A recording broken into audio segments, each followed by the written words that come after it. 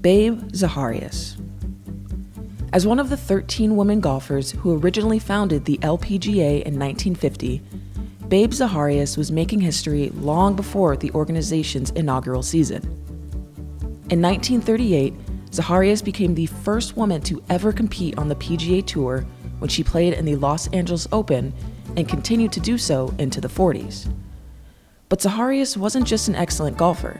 Before she became the most well-known woman golfer in the world, she won 2 Olympic gold medals and 1 silver in track and field during the 1932 Summer Games.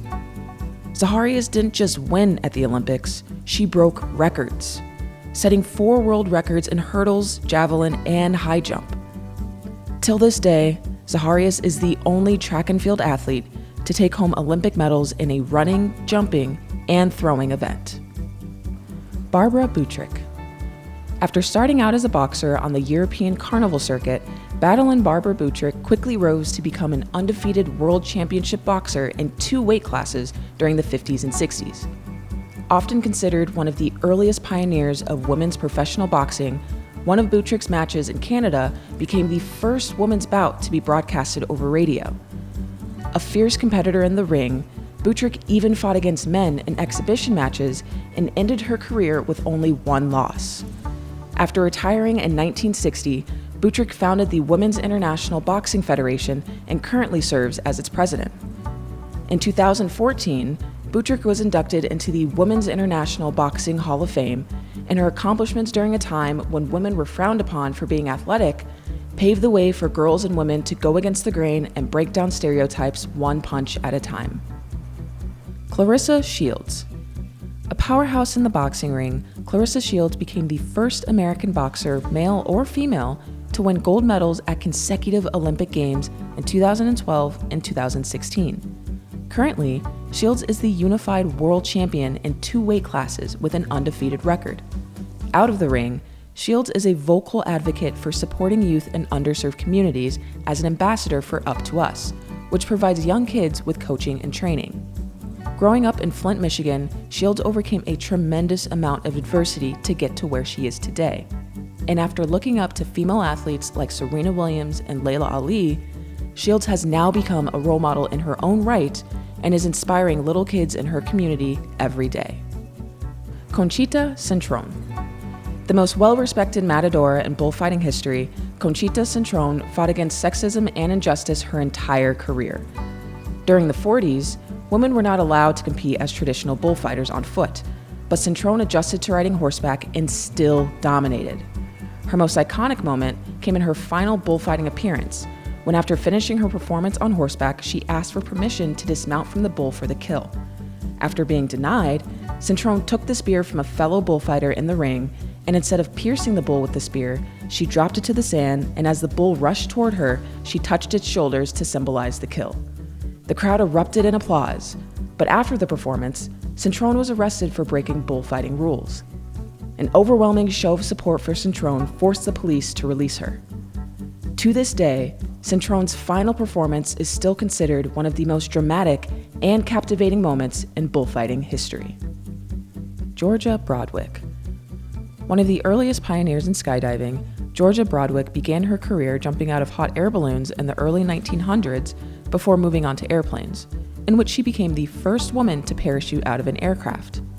Widely recognized for her skill, Broadwich was asked to demonstrate for the U.S. Army to show how pilots could escape a falling airplane, and after her 4th attempt, when her parachute lines became tangled, Broadwich cut her line and free fell safely to the ground.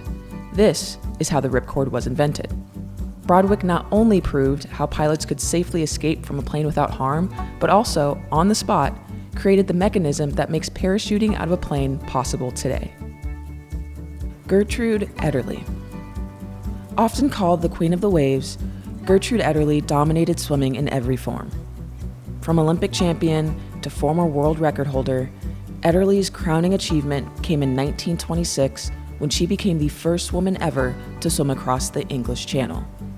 Even more impressive, her time of 14 hours and 34 minutes was faster than the 5 men who accomplished that feat before her.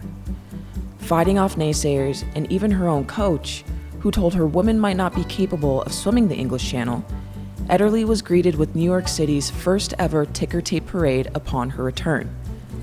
And although her record was broken 24 years later by Florence Chadwick, Ederle was the one who set the tone for millions of women to follow in her footsteps.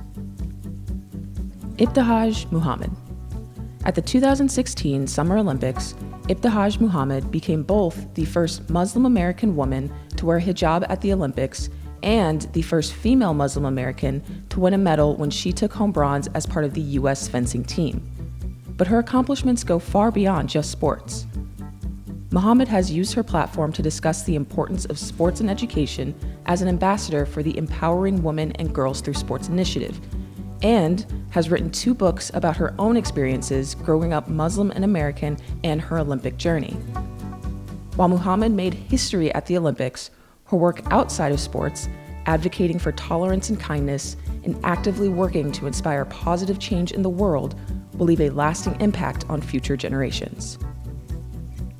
Kathrine Switzer.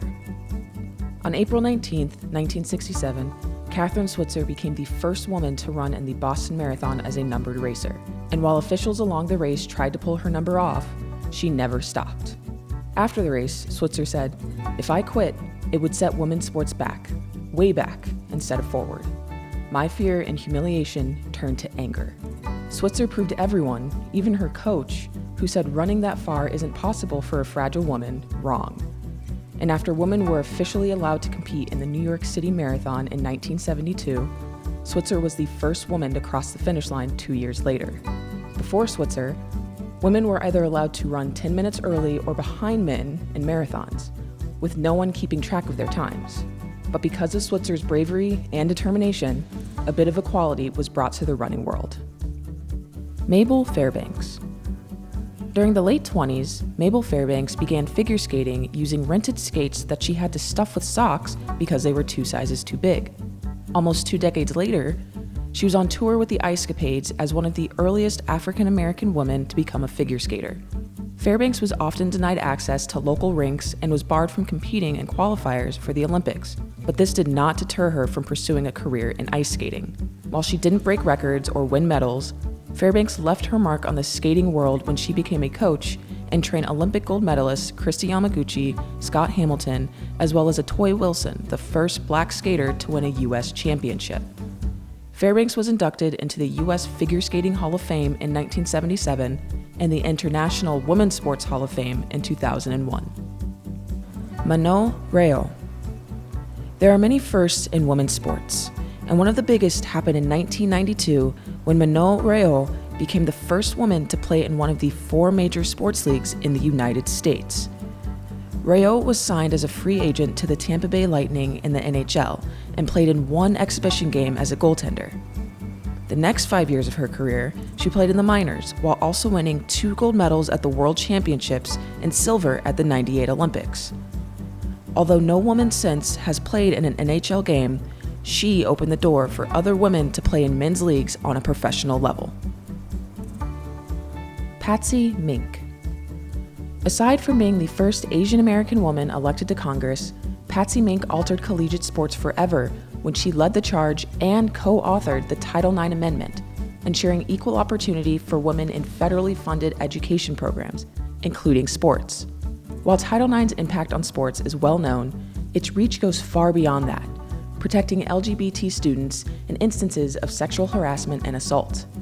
When Mink passed away in 2002, the amendment was renamed in her honor as the Patsy T. Mink Equal Opportunity Education Act. Title IX might be her most well-known contribution to the sports world, but Mink fought hard for women's rights and equality in and out of sports. Renee Richards. In 1976, Renee Richards won a landmark case for transgender rights everywhere when the New York Supreme Court ruled in her favor against gender testing of women in the United States Tennis Association. Richards was barred from competing in the 1976 U.S. Open, but after the ruling, she was able to compete in the U.S. Open the following year, where she made the doubles final. After retiring in 1981, Richards became a spokesperson for transgender rights in sports and later coached Martina Navratilova in 2 of her Wimbledon titles. Toni Stone. History was made in 1953 when Toni Stone became the first woman to ever play professionally in a men's league when she suited up for the Negro Leagues Indianapolis Clowns. Despite many people trying to convince her to stop playing baseball, Stone became a baseball phenom. Dealing with insults from fans, teammates, and opposing players who didn't think she should be playing a man's sport, Stone proved them all wrong. And when the Negro Leagues came calling, Stone lived up to the hype. Batting .243, Stone played with the likes of Willie Mays, Ernie Banks, and got a hit off of legendary pitcher Satchel Paige. Stone spent one more year in the Negro Leagues as a member of the Kansas City Monarchs before retiring at the end of the season. After not receiving the attention she so rightly deserved, she was finally inducted into the Women's Sports Hall of Fame in 1993.